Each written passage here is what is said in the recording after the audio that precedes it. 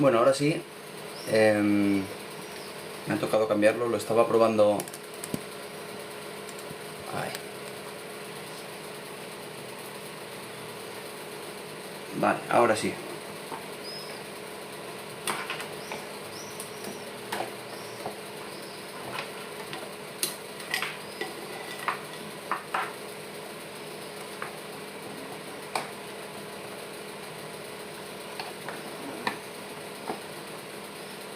Buenos días. ¿No veíais nada o no escuchabais? Buenos días, Johandy. A ver, voy a tratar de a ver si funciona ahora el micro, por lo menos. A ver, ¿el micro ahora se escucha bien? No se veía, ¿verdad? Sí, estaba tratando de hacerlo a través de TikTok Studio con el portátil, pero no ha habido manera. ¿Ahora se escucha bien? Sí, con OBS, exactamente, es una locura. Se oye bien, ¿no? Bueno, pues ahora mismo el micro está funcionando bien y el tema de hacerlo con el portátil era por eso, porque el micro no iba bien mediante el cable. Bueno, ahora todo bien, todo perfecto. Estupendo. Ah, para Twitch.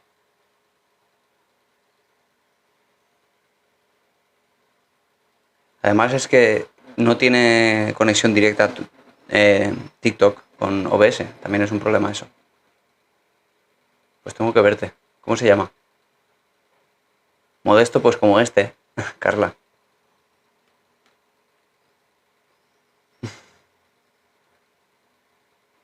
Ah, de ajedrez. Qué guay. Me gusta el ajedrez. Vale, entonces voy a conectarme aquí para tener por lo menos el chat en el portátil.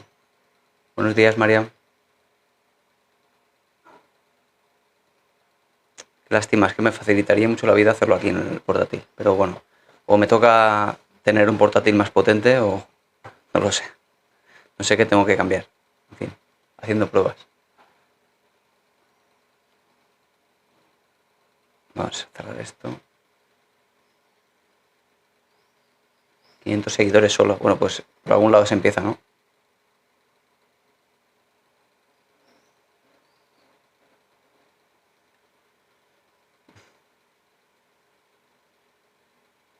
Y yo tampoco. Me voy aclarando poco a poco conforme voy probando.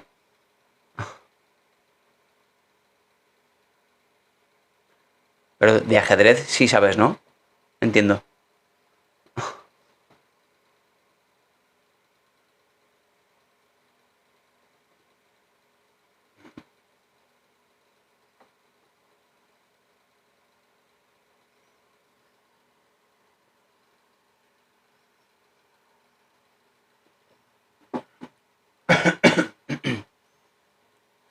Vale, ya lo tengo aquí para el chat.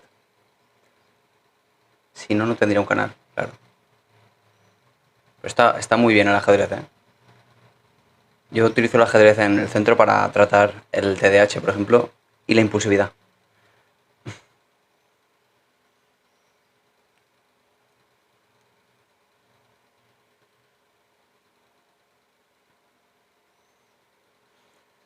Bueno, estábamos hablando antes, fuera antes del directo, de, de la hipnosis como ese truco de feria que vemos a veces en la tele, y en la tele y en los espectáculos en fin, de la calle. Bueno, voy a trabajar gente que hay que pagar las, las patatas, supongo, de los políticos. Yo una vez fui a un mentalista que hacía hipnosis de esta de feria, de esta de que te hacen así y te duermes. Se supone que era el mejor de Europa, ¿vale? Así me lo dijo él allí, se presentó así. Ese hombre estuvo en el hormiguero, de hecho. Era un tipo así con el pelo blanco, largo, rumano. Y fue interesante porque digo, bueno, ya que es tan experto, voy a probarlo. Y os voy a contar mi experiencia, ¿vale? Y para que veáis que la hipnosis no opera en ese sentido, no hace eso, de dormirte contra tu voluntad, en absoluto. Claro, ¿qué es lo que opera en ese sentido? Porque realmente este hipnotista no es que tenga tantos secuaces a su alrededor, no es que tenga gente compinchada a su alrededor, sino que es que no le hace falta. Pero ¿cómo lo hace? ¿Cómo es posible que él vaya a un sitio y sin que tenga compinches en absoluto, consiga que la gente cuando le haga así, se duerma? ¿Cómo es posible? Sin compinches. Claro, sugestión. Y la sugestión se define tan sencillamente con que convenzas a la persona de que haga lo que le pides. Solo eso. Eso es la sugestión. Si tú construyes una narrativa, es como yo lo observé cuando fui a esa sesión donde había, no era una sesión, era un truco de feria en una cafetería grande, ¿no? Él decía, para empezar, hola Isabel, buenos días. Él decía, para empezar, una narrativa en la cual decía, bueno, pues hay gente que esto es capaz de llegar a diferentes grados, gente que es más capaz, gente que menos. Empieza una narrativa en la cual a veces dice que funciona, a veces no tanto, porque tú no eres capaz de llegar a ese estado. Es decir, te mete en una narrativa en la que te vas a considerar menos capaz o inteligente si no entras al trapo. Eso para empezar. Y luego empieza a sacar un grupo nutrido de gente, entre los cuales salí yo también. Sí, por eso, para que veas lo que es la sugestión. Ah, vale, Fabiana. Hoy sí que no se nos escapa, ¿vale? Hoy sí que no se nos escapa. El caso es que esta persona, yo salí entre todas ellas, éramos más de 30 cuando nos dijo, y entonces empieza a decir, ahora vais a levantar los brazos y vais a pensar que no podéis bajar los brazos o algo así. Era como que quería hacerte creer que estabas como hipnotizado y dado el caso ya no podías bajar el brazo o subirlo, no me acuerdo, no importa, no es importante cómo fue la metódica. Lo importante es que llegado a ese punto había gente que supuestamente no podía ya bajar el brazo o no podía subirlo. Claro, y yo cuando me dijo eso, pues yo levanté el brazo o lo bajé y ya está. O dijo después de eso, te pesan tanto los ojos que no los puedes abrir. Y ahora decía, ahora he intentado abrir los ojos. Y había gente que no abría los ojos. Y gente como yo que hicimos así, y abrimos los ojos y ya está. Claro, él se nutría al final de esa narrativa en la cual hay gente que es capaz y gente que no. ¿Qué pasa con esta gente que sí lo hace? Que siente la presión externa de los demás, siente la presión de todo el grupo que vemos ahí observando y siente qué es lo que tiene que hacer. Ellos entienden qué es lo que tiene que hacer, solo eso. Dice, yo lo hacía porque creía que es lo que tenía que hacer. Y entonces cuando te dice que no abras los ojos o que los abras, pues los abres o no los abres, solo porque es lo que te está pidiendo. Es muy curioso, pero así opera la sugestión y se producen cosas muy extrañas solo porque te lo está pidiendo alguien. Solo por eso. El caso es que, claro, como decía este hombre, íbamos cayendo gente que obviamente no entrábamos a trapo, como yo, y entonces él seguía con la narrativa de que esta gente es más capaz, es más propensa a la sugestión, a la hipnosis, y al final se quedó con 3 o 4, y bueno, y estos últimos que quedaron, en última instancia, les acabó pidiendo cosas muy ridículas. Les dijo, bueno, pues ahora vas a levantarte y vas a creer que eres una gallina. Y estas personas, ya llegados a ese punto en el que ya habían ido cediendo un montón de veces a la petición de esta persona, se veían tan presionados por el grupo social que había alrededor, que estaban observando, que ellos mismos, con su presión, eran los que acababan haciendo aquello por propia voluntad, por la presión que sentían externa. Así que después de eso, creo que quedó uno o quedaron dos, en los cuales uno acabó bailando Bisbal, si no recuerdo mal, una canción de Bisbal. Y yo recuerdo que este chaval, el último que quedó de todos, casualidad se sentó a mi lado, porque tenía la pareja justo al lado. Se sentó a mi lado cuando acabó el espectáculo y su novia le preguntó, porque yo lo escuché perfectamente, le preguntó, ¿y qué estabas dormido? Dice, no. Dice, entonces ¿por qué has bailado esa? Dice, no sé, porque es lo que creía que tenía que hacer. Así lo escuché yo. Digo, claro, es que es así como opera. Es que no hace falta ni siquiera que sea un compinche. Sencillamente es que la persona ha creído que es lo que tenía que hacer. Y así es como trabajan los hipnotistas, estos de feria. No se produce ninguna desconexión del cerebro ni ningún estado no controlado de la consciencia, en absoluto. Solo es un estado en el que te sientes más relajado. Ya está. Tanto truco de feria para la hipnosis que no es ningún problema, porque es eso, un truco de feria, un truco de magia que está muy bien además y es muy bueno. Pero ¿qué pasa con esto? Que si esto luego lo llevamos a la clínica, acabamos creyendo que esto tiene un poder que en realidad no tiene, porque hemos visto este efecto.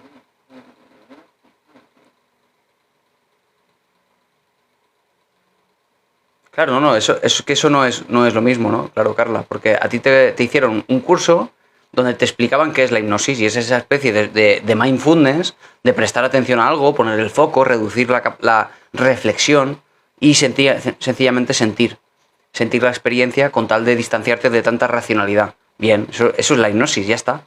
Pero jamás es aquello de hago así y te duermes. Jamás es eso. Eso no es cierto. En ningún caso. La persona que lo hace porque cree que es lo que tiene que hacer y porque se deja llevar por voluntad propia. Eso es la sugestión, sencillamente. Que te ha convencido de que hagas eso y ya está, solo eso. Y se produce esto en muchos trucos de magia, de hecho. Me gusta muchísimo la magia y muchos trucos de magia se producen en ese sentido. ¿Habéis visto ese truco de magia que ha salido en varias ocasiones en Got Talent? En el que a uno de los miembros del jurado le tocan así por la espalda y le dice, ¿cuántas veces te he tocado? O sea, primero le toca, luego se aleja. No, perdón, no le toca. Quiero intentar definir este truco. Lo que hace es que no le toca, lo hace desde lejos y hace así en el aire 2 veces. Y le pregunta al miembro del jurado que está con los ojos cerrados. Le pregunta, ¿cuántas veces te he tocado? Y dice 2 veces. Y esto es lo mismo que este truco de magia, que este truco de feria, porque es sencillamente la propia sugestión. Él le va diciendo al jurado, al miembro del jurado, lo que tiene que ir haciendo. Le dice, no hables, solo habla cuando yo te lo pida. Solo di sí o no y no contestes más. De tal manera que si yo te toco por la espalda 2 veces sin que nadie se entere, tú no dices nada. Porque solo contestarás cuando yo te lo pida, porque es lo que te he pedido antes. Esa es la sugestión. Le ha tocado, sí, cuando está haciendo un pase así, hace así. Y entonces le toca la espalda 2 veces y luego se aleja y hace así. ¿Cuántas veces te he tocado? Eso es, y es sencillamente un truco de magia. La sugestión solo es cómo te va a convencer la persona para que hagas eso y ya está. Nada de magia, nada de meterse en tu mente ni nada de eso.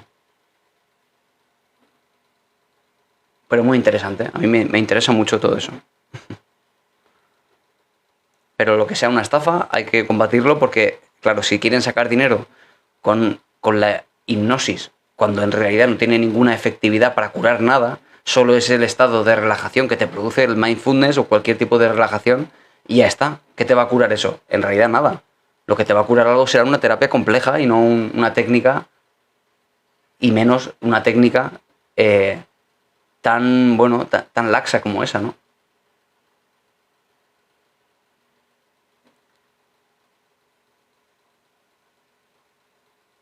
A ver, Fabiana, me contabas, hace tiempo que me lo contabas, lo que pasa es que nunca coincidíamos al final, de la constancia en la oposición después de varias convocatorias. A ver, cuéntame un poco cómo está siendo la situación. ¿Convocatorias de qué? ¿De oposición para qué? ¿Policía? ¿Bomberos? Y entiendo que lo que te pasa es que eh, estás desmotivada, pero ¿es por ti o es por alguna persona de tu entorno?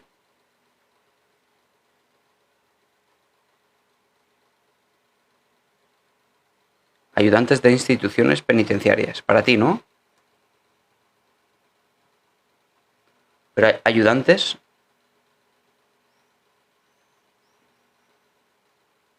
Ayudantes es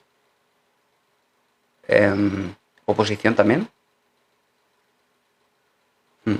Que te cuesta ser constante. Anda, tú, Carla, te sacaste una oposición también.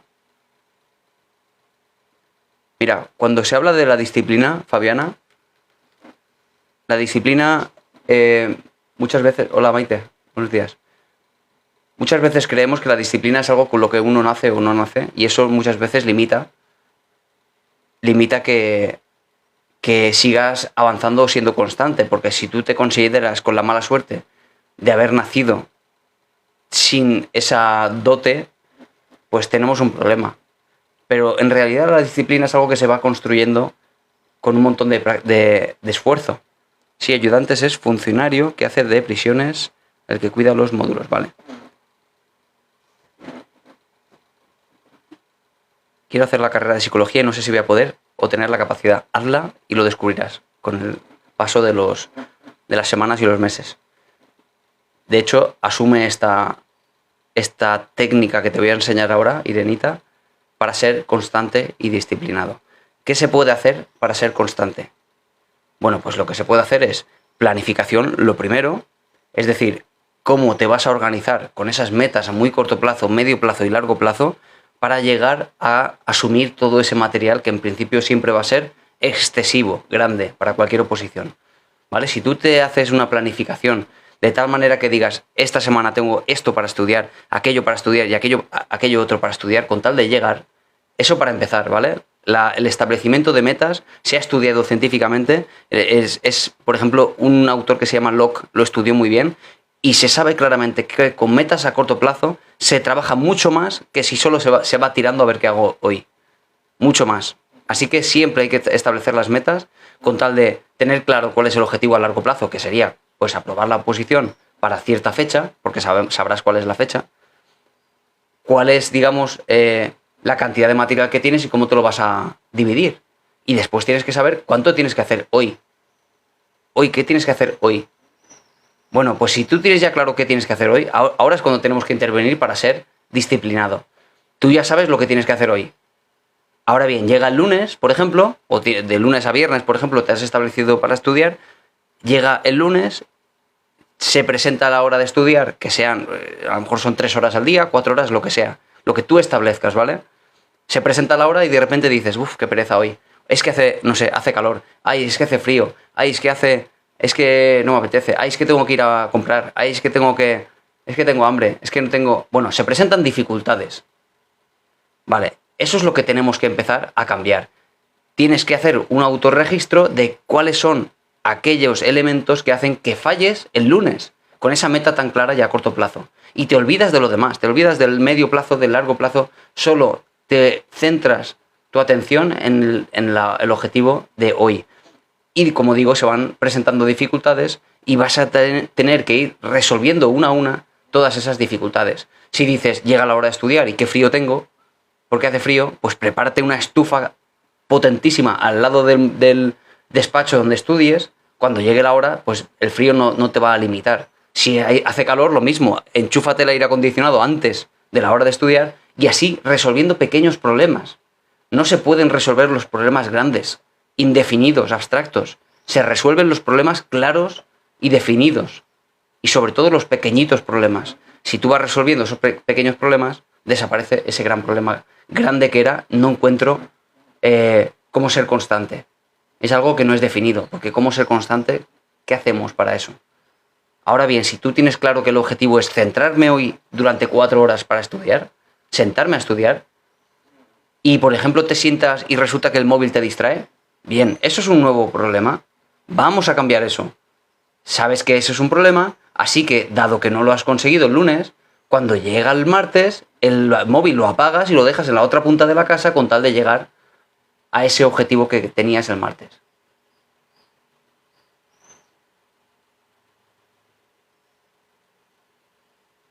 David, me noto algo inteligente, pienso como tú. Yo no creo que sea inteligente, también te digo, Carla. yo sí soy, fíjate, porque yo sí que nací de así. Es una cuestión de personalidad. ¿Recuerdas que hablaba del Big Five el otro día? De los rasgos de la personalidad. Yo me crié, yo nací ya siendo responsable y disciplinado, por alguna razón. Pero yo nunca he sido inteligente. Ahora, yo cuando me pongo con algo, lo mío es infinito. Mi capacidad para ponerme con algo hasta la muerte es incesante e incansable. Pero inteligente no creo que sea en absoluto, ¿eh? O sea, no destaco, me refiero. Evidentemente, cualquier persona que estudie una carrera universitaria tiene que tener un mínimo de inteligencia, si no, no aprobaría. Pero bueno, independientemente de eso, no creo que destaque. Dime cosas, Fran. ¿Quieres hablar por privado o por aquí? A ver. En mi caso tengo una academia que nos dice lo que tenemos que estudiar cada día. Bueno, pues ya tienes entonces claro el objetivo diario, Fabiana, sin necesidad de que te lo tengas que estructurar tú, con lo cual ya tienes algo un poco menos estresante.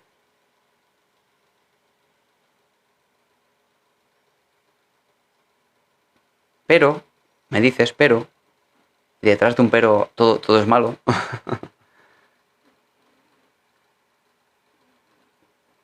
Cuando me quedo atrás por un día o dos, suelo entrar en bucle y bloquearme.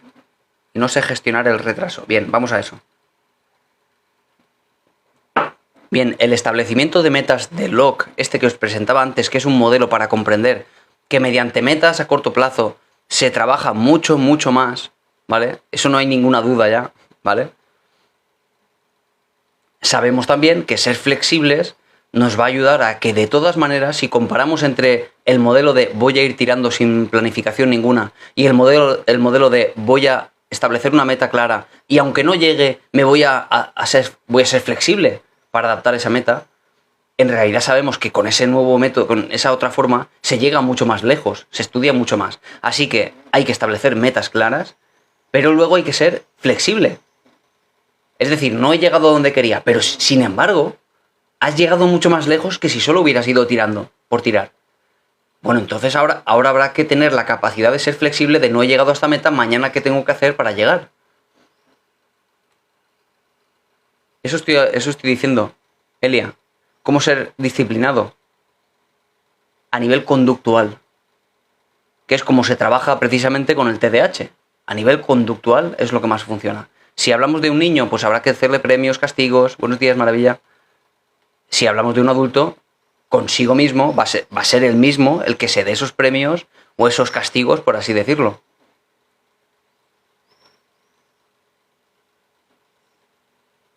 Eso ayuda a algo que igual no te gusta, claro.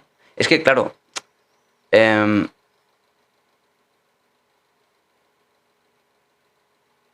bueno, no, tú dilo, no pasa nada, tú dilo.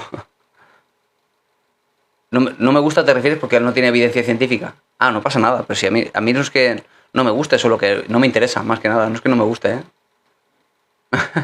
Sencillamente, Carla, lo que no tiene evidencia científica, de verdad, no es que no me guste, no lo tiene tampoco el tema de los curanderos, el tema de la magia, no tiene nada de evidencia científica, pero me interesa. Eso me interesa por algún tipo de afición, más que nada. Pero bueno, que no lo critico tampoco, no es eso tampoco. Ya lo sé. Llevo lidiando una depre desde hace 2 años, siento que mi entorno es tóxico y no me deja crecer. Bueno, ha quedado un poco claro cómo ser disciplinado. Ha quedado un poco dibujado cuál es el plan. Generar siempre estructura, es decir, hacer una planificación de qué es lo que vas a tener que hacer y luego cada una de las veces que fracase en tu pequeña meta a corto plazo, vas a tener que ver cuál ha sido la causa y poner una solución a ese problema con tal de que mañana no ocurra. ¿Ha quedado un poco claro? De ese modo se puede ser disciplinado aunque no hayas nacido con disciplina. Se puede conseguir. Puede ser que no saber gestionar el retraso sea por un TOC. No busques tampoco, Fabiana, problemas psicológicos por algo que es puramente normal. Puramente normal. El hecho de que te agobies cuando no cumples con una meta. Pero eso no define un TOC. Lo que define en este caso, lo que te pasa es una inflexibilidad grande. Solo eso. Estás siendo muy inflexible con el cumplimiento de las metas. Tienes que ser más flexible. No cumples una meta hoy. Vale, ¿qué puedo hacer para cumplir la meta semanal? Quizá. ¿Puedo cumplir a pesar de no haber cumplido hoy la meta semanal? Pues tienes que ser flexible. No sé qué es Camino, ¿qué es un libro, dices, Carla? El fundador de OD. ¿Pero por qué decías que no me iba a gustar? A ver. De todas maneras, sabes que no. Como no leo libros de que no sean de texto, pues no lo he leído.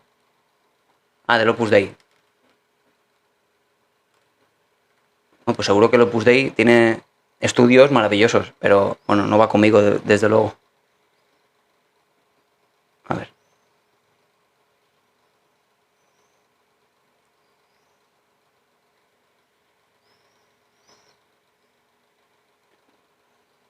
A ver, Carmen, ¿qué me dices por aquí? Un momento.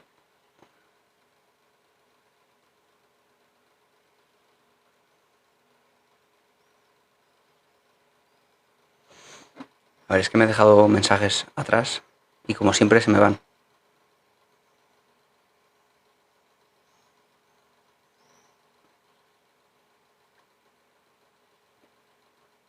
Bien, los consejos los aplicaré porque yo me distraigo mucho. Muy bien, Maite. Y me cuentas. Me han diagnosticado altas capacidades y TDAH a los 43 años. ¿Qué opinas de la medicación?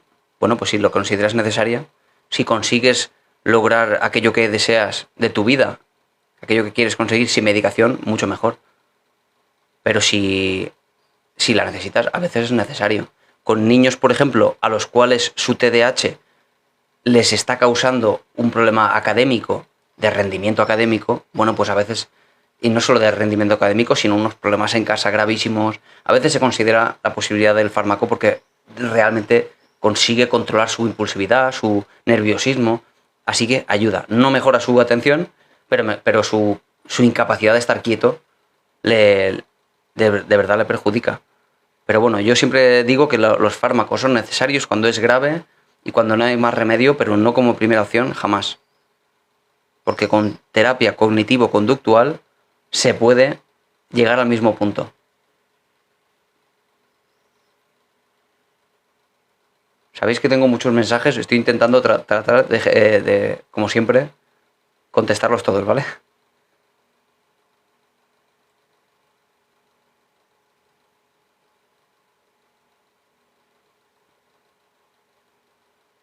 Sí, Carla, son codos y ganas de lograrlo.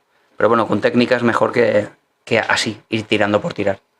Y este modelo que te decía, el establecimiento de metas de log, lo evidencia. Que mucho mejor estructura que solo ir tirando.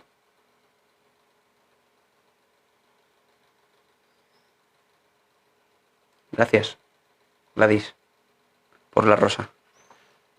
Con esas donaciones vamos creciendo. Estoy intentando comprar focos profesionales para iluminar el set de una forma un poco más profesional, pero poco a poco. Gracias, Talia.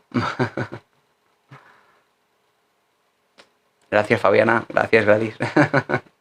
Muchas gracias, de verdad. A ver, a eso... A ver, me he dejado algún comentario por aquí. Vale, Chris. Esto, lo de la depresión. Llevo lidiando una depresión hace 2 años. Siento que mi entorno es tóxico y no me deja crecer.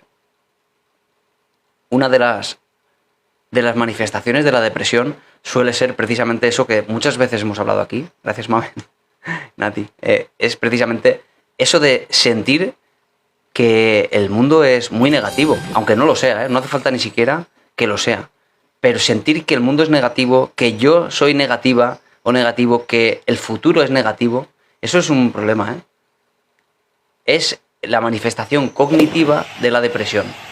¿Cuál es la manifestación conductual? Que ya todos sabéis los que me conocéis y me seguís. La manifestación conductual de la depresión es dejar de hacer cosas que antes hacías, con lo cual cuanto menos hagas, menos ganas tienes luego de hacer y es un círculo vicioso hacia abajo. Pero a nivel cognitivo, a nivel mental, lo que está pasando es que estás empezando a considerar el mundo negativo cuando es el mismo mundo que era antes.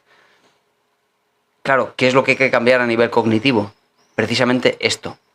Sientes que tu entorno es tóxico y lo de tóxico es un término que parece que se está poniendo de moda, pero la gente no es tóxica de por sí como si fuera algo objetivo.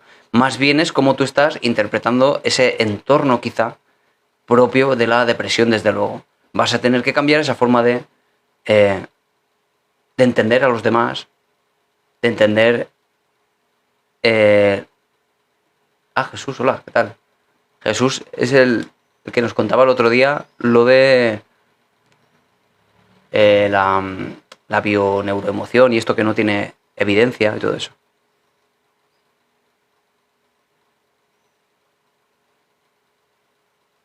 ¿Es difícil la carrera de psicología? Dificilísima. Pero cuanto más difícil, mejor todavía, porque más interesante es, User. Es difícil, desde luego, pero te recomiendo que te metas a muerte con ella, porque no hay nada más apasionante que la psicología, al menos así lo veo yo. Y ayer, por primera vez, decir en voz alta la posibilidad de mudarme de mi país.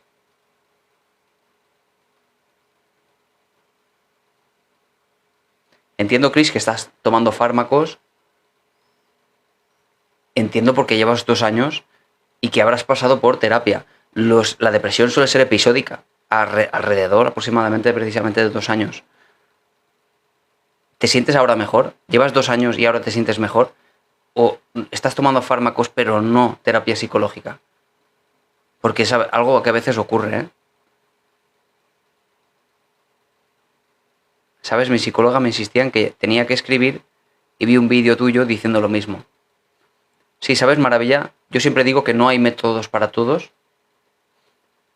pero es cierto que, bueno, lo que se debe hacer es siempre proponer algún tipo de método, a ver cómo te funciona y cómo te sientes, y si te funciona, genial. Que no te funciona, porque habrá personas a las cuales no se desenvuelven bien quizá escribiendo, que no han tenido relación con la escritura demasiado interesante y por alguna razón, bueno, pues no les funciona.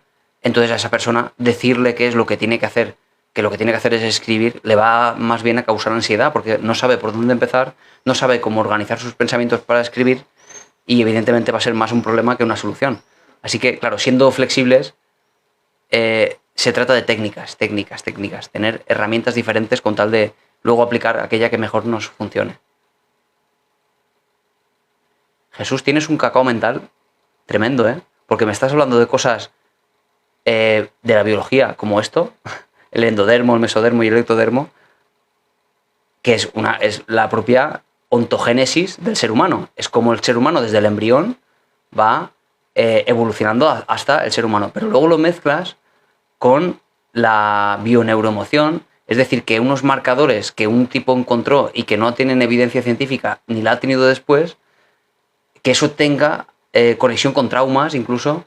Claro, por eso digo, tienes un cacao mental porque mezclas ciencia con cosas que no son científicas, en realidad. Entonces, ¿por qué crees, por ejemplo, fíjate, y te voy a poner un poco en contexto de cómo ser racionales también para analizar qué es lo que está pasando por nuestra mente?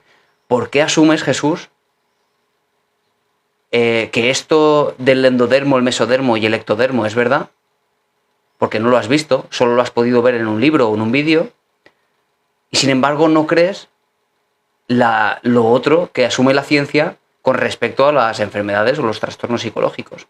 ¿Por qué centras tu atención solo en un modelo que no tiene evidencia? Porque solo lo dicen un poquito grupo de gente y además con la narrativa de es que nuestra evidencia la han quitado del mapa porque no interesa. Y lo otro, y la otra evidencia de la ciencia como tal, no te la crees. ¿Por qué razón? Porque es una confrontación para ti. Pero bueno, entiendo la narrativa de dónde viene. Enric Corbera se ha extendido mucho en sus vídeos, a pesar de no tener evidencia científica, como digo, sus métodos. ¿Ves lo que decía Jesús? La ciencia corrupta, la medicina convencional. Pero claro, esa medicina convencional, por ejemplo, tiene una historia y una historia de evidencias sólidas, ¿no? Durante muchos años. Aquello que tú dices, por ejemplo, eso de los marcadores en el cerebro, que tú dices, sin embargo, no tiene esa evidencia. ¿Por qué creer eso y no lo otro? Porque para ti ha sido más fácil creer esto que, desde luego, sacarte una carrera de medicina o de psicología quizá, que te hubiera hecho entender la complejidad del ser humano en su amplio espectro. Y eso pasa muchas veces. Sí, Jesús, es que es como estar hablando con Enric Corbera. Dices exactamente, con puntos y letras, con pelos y señales, todo aquello que él dice en sus vídeos, pero además sin más reflexión. Parece que lo estás copiando y pegando, porque es exactamente lo mismo que dice él en sus vídeos, que yo los he visto por puro interés, porque me lo parece. Me parece que tiene interés, Pero luego el interés de algún tipo de teoría tiene que tener evidencia, si no, no sirve de nada. Si no, todo lo que está diciendo, como decía Freud, por ejemplo, todo lo que él postulaba era muy interesante y me parecía un tipo súper, súper inteligente. Sin embargo, eso, si no, luego no encuentra evidencia, ¿de qué me sirve a mí?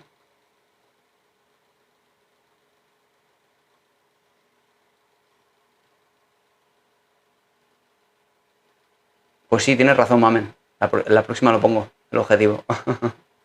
Pero gracias, de verdad. Tienes razón.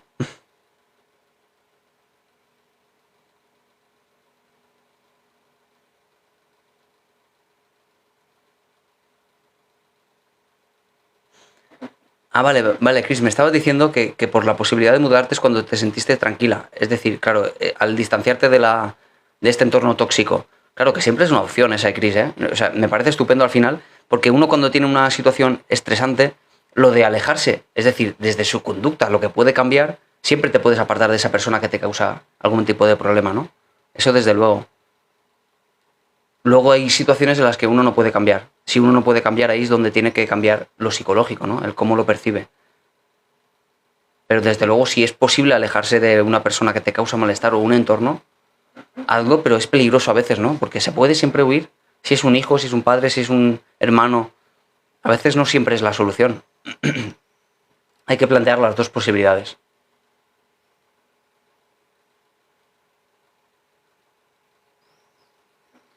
Voy a beber agua, que si no, mi hermana me echa la bronca. Me da afonía.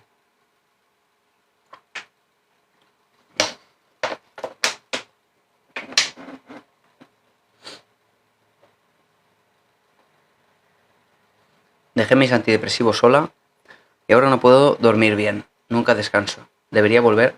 Ni deberías dejarlo sola, Secret Singer, ni deberías volver sola tampoco. El problema de dejarlo sola es que, claro, los efectos secundarios no los controlas y los efectos de la ausencia del antidepresivo, del aumento de serotonina quizá, o lo que sea, conlleva un problema porque no lo estás controlando.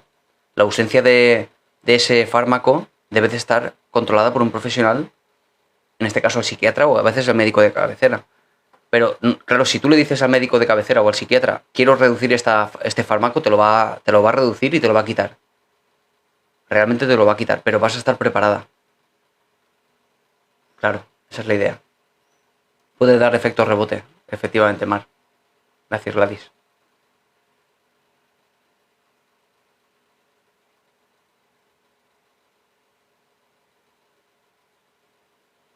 Siempre se puede cambiar si uno quiere, Carlos. Toda la razón. Carlos Venegas. Me lo he planteado porque me quedo bloqueada. Tienes que aprender a hacer autorregistro, Fabiana. Autorregistro de aquellos problemas que van apareciendo. Autorregistro es una buena técnica en todos los sentidos, ¿eh? Para el autoconocimiento en sí mismo. Para ver qué está sucediendo como antecedentes y consecuentes a todo lo que pasa a tu alrededor.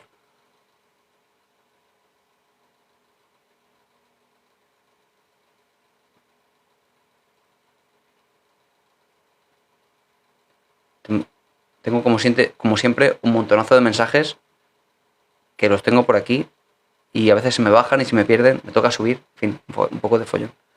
Voy a seguir leyendo. Si algo no he contestado y queréis que os conteste, volved a preguntar y si no da tiempo hoy, mañana otra vez vuelvo.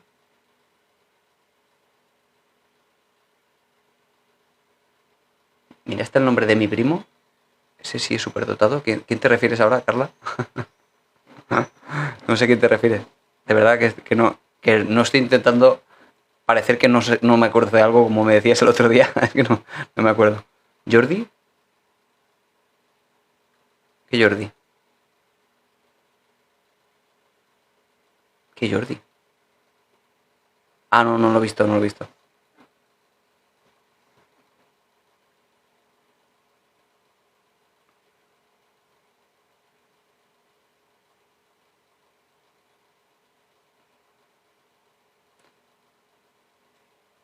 ¿Conoces algún libro sobre autismo? Claro, siempre que me preguntan sobre libros, como no leo libros de escritores o psicólogos que escriban gente que no sea psicólogo, es que no puedo recomendar. Te podría recomendar libros de texto de la UNED, por ejemplo, que son los mejores de psicología. Pero claro, están escritos para psicólogos o para estudiantes de psicología que ya tienen un bagaje, quizá. Entonces, igual te resulta pesado.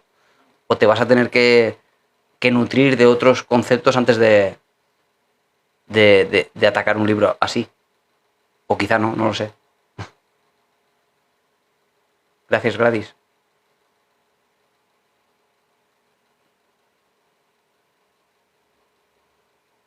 ¿Crees que puedes... ¿Crees que le puedes decir al terapeuta que solo quieres escuchar y no hablar?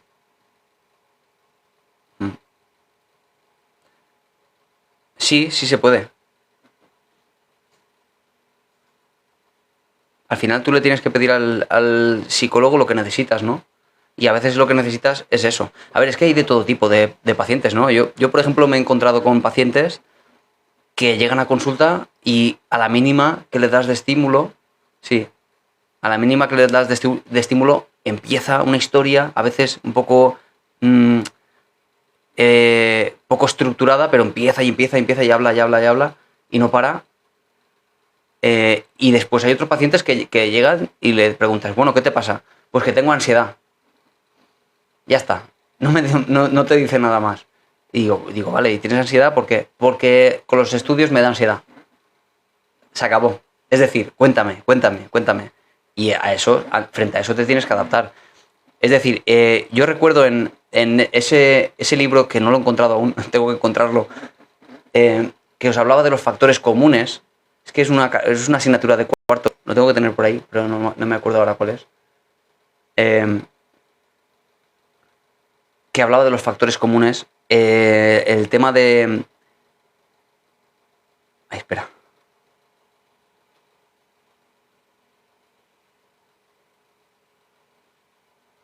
Vale. El tema de adaptarse al paciente que te venga. Si eres capaz de adaptarte al paciente que te venga, vas a ser mucho más eficaz. Es que, por ejemplo, con este factor, esta dimensión interesante para el tema de la terapia, nos hace entender al paciente de diferentes formas, que tiene mucho que ver también con la sugestión, por cierto, ¿vale? Con el tema de la influencia. Yo recuerdo que esta dimensión de la dominancia o la sumisión afectaba mucho a la terapia, a cómo tú como terapeuta deberías intervenir. No es lo mismo un paciente, yo os pongo un ejemplo de pacientes que yo he tenido. Si a mí me viene un empresario de mucho prestigio, con mucho dinero, con mucha clase, bien vestido, perfumado a tope, recién afeitado, me viene así y con una autoestima alta, es decir, una persona dominante, yo no le puedo decir, oye, tú lo que tienes que hacer es esto, tú lo que tienes que hacer es esto, esto y esto, porque me va a decir, ¿y tú quién eres tú para decirme a mí eso? ¿Tú qué sabes de la vida? ¿Vas a saber más que yo? Si encima es más mayor que yo, más experiencia de la vida que yo. Yo si le digo eso, ¿sabéis lo que va a pasar a pesar de que ha venido a mi consulta? Va a decir, ¿y este que me dice a mí? Se va a poner a la defensiva. Yo tengo que conocer esos factores de dominancia o sumisión, por ejemplo, entre otros muchos, porque hay muchos factores. Yo lo tengo que conocer porque si es así, si esta persona es dominante, yo tengo que introducir los elementos de cambio de otra forma. No puedo decirle, tú lo que tienes que hacer es esto. Tengo que decirle, oye, ¿qué te parece si en vez de esto que estás haciendo así, lo empezamos a hacer de este modo para ver si se produce algún cambio y vamos viendo? Y entonces él dirá, pues sí puede ser, no lo había visto así. A diferencia de aquellas personas que sean sumisas, que sean más bien dependientes, que necesiten que los demás tiren de ellos. Si esta persona viene a tu consulta buscando que tú le digas, esta persona no le puedes entrar del mismo modo diciendo, oye, ¿qué te parece? No estoy seguro, pero si en vez de así, no puedes decirle eso. Le tienes que decir aquello que la persona necesita. Y lo que esta persona necesitaría, ajustándonos a su forma de ser, sería, lo que tienes que hacer es esto, con seguridad. ¿Por qué? Porque vas a conseguir que cambie algo y vas a empezar a sentirte mejor. Solo por eso, tienes que ajustarte a la forma de ser del paciente. Y eso también es empatía, por cierto. También es empatía. Son conceptos que veis que tienen mucho más que lo que se dice, ¿no? La empatía es ponerte en lugar de los demás. Digo, ya, pero claro, engloba tantas cosas, se explora tanto la empatía en la terapia hasta límites insospechados que es difícil a veces de comprender. Bastante difícil de comprender. Y yo tardé 3 meses en comprender lo que era la empatía después de hacer las prácticas en el hospital de Elda. Entonces entendí lo que era. Gracias, Gladys. Entonces entendí lo que era la empatía. Era tan complejo, agota tanto la empatía, es agotadora, gasta muchísima energía.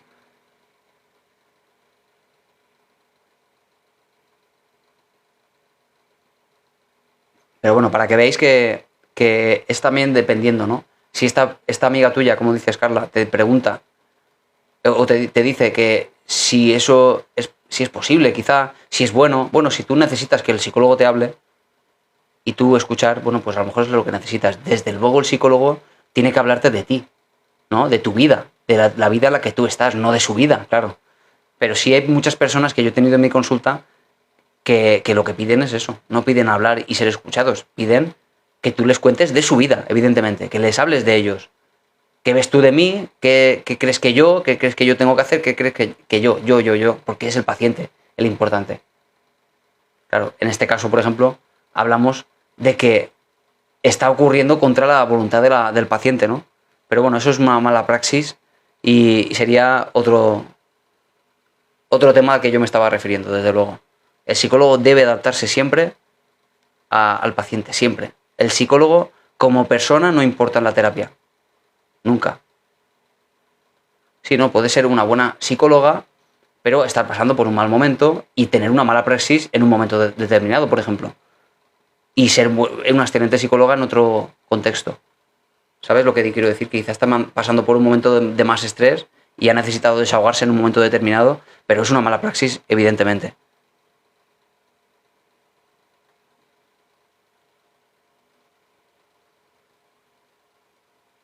Para mí, persona con TLP, la empatía es lo más natural que existe. ¿Cómo definirías la empatía? Pues no sé. Sí, pero puede tener malos momentos, desde luego. Enneagrama, y los tendré yo también, claro. Somos humanos.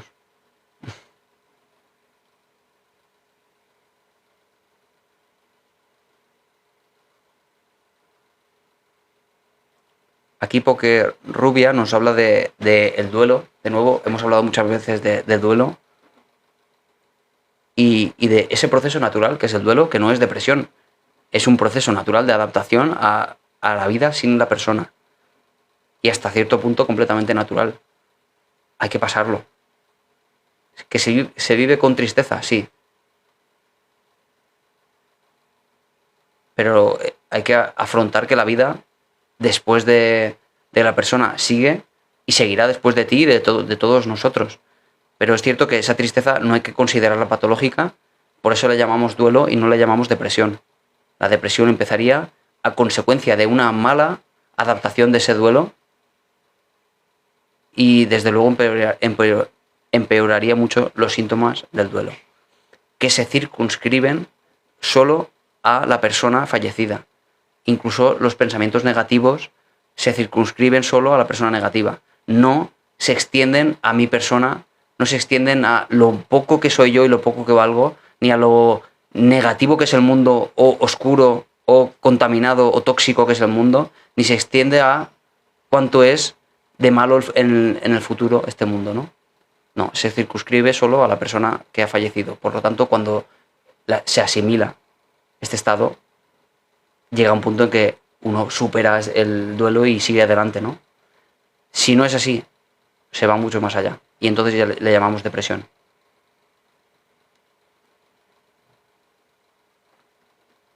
Y eso ya sería patológico, claro.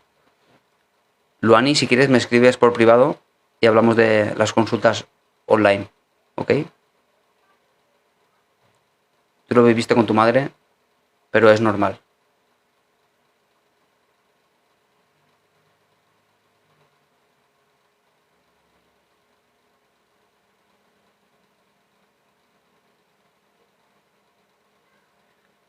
Gladys, muchas gracias, ¿eh? Tantas donaciones.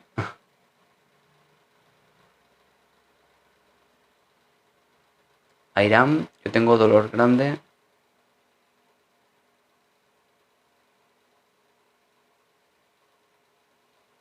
Y mucho tiempo ya con esto, Airam.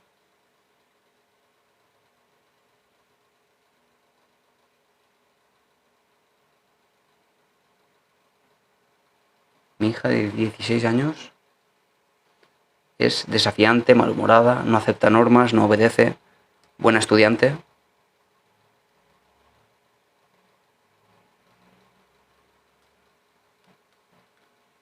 ¿Sabes lo que te recomiendo, Airam? Imagino que tendrás algún diagnóstico, no lo sé. Te recomiendo, Airam, que para este tipo de intentos lo que más funciona, y de verdad te lo recomiendo que te esfuerces en ello porque va a salvar tu vida. El plan de seguridad. El plan de seguridad es aquel plan planificado, por tanto, ¿vale? Como su propio nombre indica, en el cual vas a identificar aquellos momentos específicos en los que más probables son esos intentos.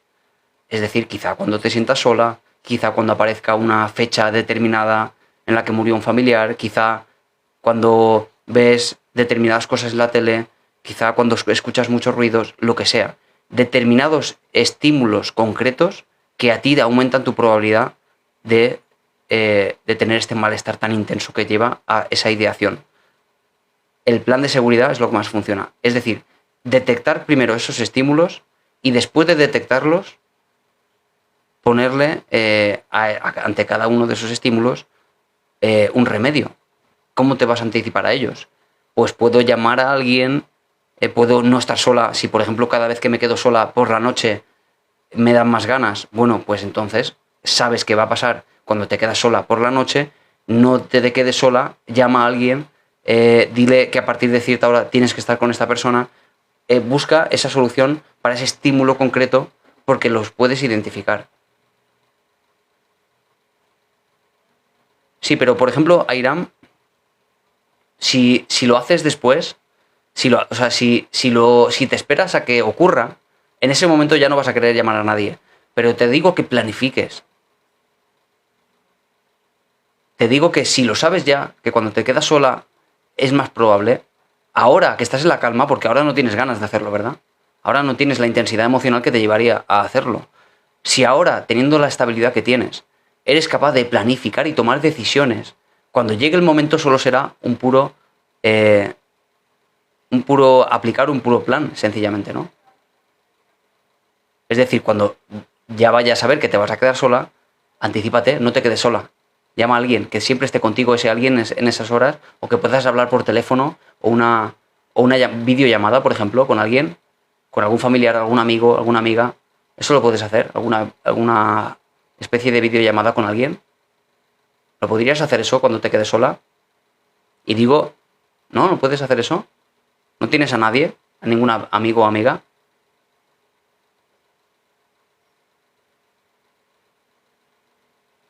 Pues vas a tener entonces que encontrarlos. Porque estás en riesgo. Porque si estás sola, y no digo que el problema sea estar sola, digo que si estás sola y eso aumenta la probabilidad de que tengas esos achaques, esas emociones tan intensas. Mira, aquí te dice Carla, Enneagrama es Carla, te dice, aquí tienes una amiga. Qué bueno. Qué buen grupo se está generando aquí. Cada vez menos haters y cada vez más apoyo. Maravilloso.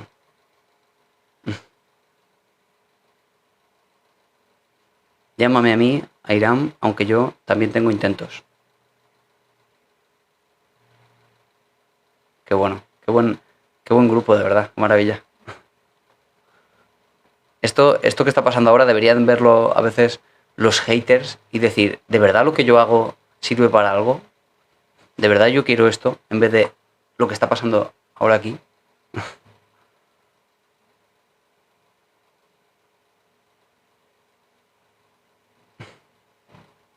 Sois maravillosos, de verdad.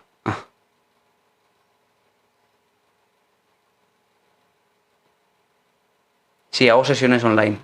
Y también te está diciendo Mar que tenemos un grupo para suscriptores, que es aquí en el mismo TikTok bajo pone suscripción. Y somos, que por cierto, Carla, ¿te has hecho suscriptora? No me he dado cuenta. Eso ha sido hoy, ¿no? Ah, bueno, pues ahora somos 8 entonces. que si te quieres unir, puedes unirte. Y de hecho ahora a las 11:15, a las 11:15 vamos a empezar un directo para suscriptores, para este grupo. Por si te quieres unir, pues aquí estamos, ¿eh? Que de hecho son las 11 ya, voy a tener que ir cortando. Bueno, pues a quedar la sorpresa, ¿vale? Pues nada, nos vamos a ver en breve. Lo recuerdo que me podéis escribir para consultas online, pero eso, recuerdo que este grupo para suscriptores lo tengo desde hace, pues no lleva mucho tiempo. Somos 8, cuesta 3,5 € al mes. Y bueno, pues si os queréis unir, aquí hablamos un poco como ya de otra forma, porque hablamos con la cámara, cada uno, y me parece interesante. No solo es grupo de terapia, porque no solo son personas con problemas, es personas que les interesa todo esto, ¿no? Que les interesa todo esto y que tienen algo que aportar también. Porque Noé, por ejemplo, es también estudiante de psicología y tiene mucho que aportar desde su propia experiencia y sus propios conocimientos, ¿no? El grupo para suscriptores lo tenéis en mi perfil, bajo hay una pestaña que pone suscripción y ahí te pone los pasos que tienes que seguir para unirte, que tampoco sabría explicarte muy bien cómo, porque no lo sé.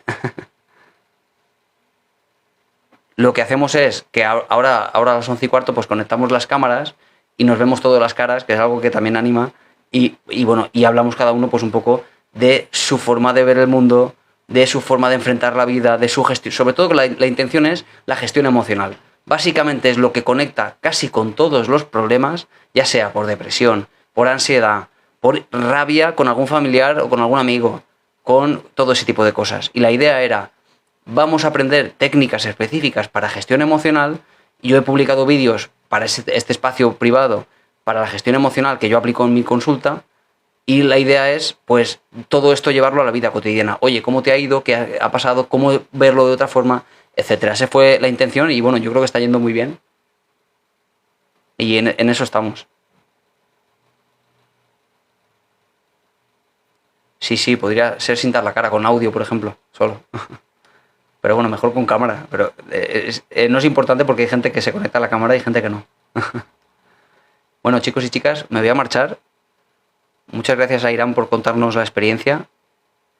Te recomiendo que busques esto del plan de seguridad. Es muy interesante porque soluciona en gran parte la ideación. ¿Vale?